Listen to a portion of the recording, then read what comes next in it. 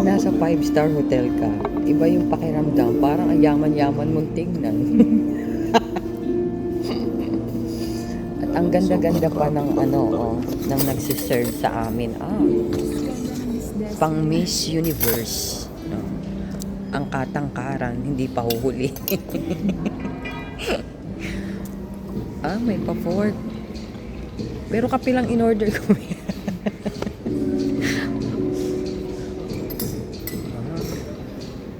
May pa ganyan.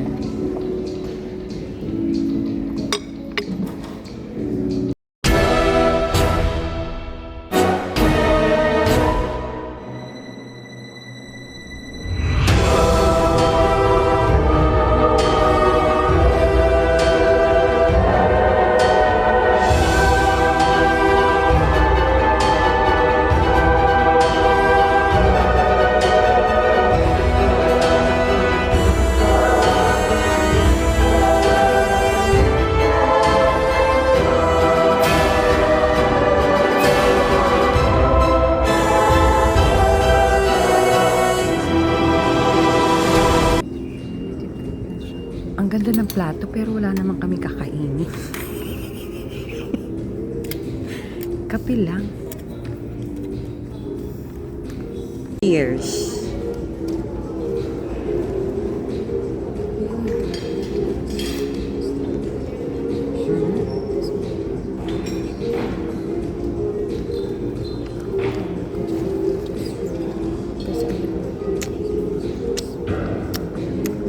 Actually, itong coffee nila na latte, na hot, para siyang shake, pero in a hot form, in a warm form. Tapos meron silang palengua de gato. Bagay na bagay dito. Hindi masyadong matamis.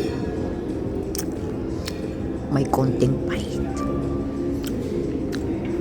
Parang buhay mo kung minsan mapait. So meron sila, ewan ko kung ito lang yung pansanduka dito sa sugar, kasi may mga sugar cubes. Itong brown, hindi ko alam kung brown sugar lang siya o maskubado ba siya. So yan. Tapos yung the rest is a white crystal na. Kung hindi naman ako nag-aasukal ng ganito. So, di ba? Ang ganda. Shiny. At habang dumadaldal nga ako, may dumadaldal din sa gilid ko. Ang kasama ko na mukmok ng mukmok dahil sa buyer niyang pasaway. Yung buyer na okay na siya doon sa presyong pinag-usapan nyo, sabay biglang kakabig. Tapos ang daming dahilan. Yung buyer mo na mangungumisyon din, siya na nga yung bibili, mangungumisyon pa. Yung namurahan siya sa presyo, tapos sabay biglang hihingi pa ng diskwento. Yung gusto niya may discount, tapos may commission pa siya. Tapos gusto pa niya libre ang CGT. Kaya ang advice ko ay maghanap na lang siya ng ibang property.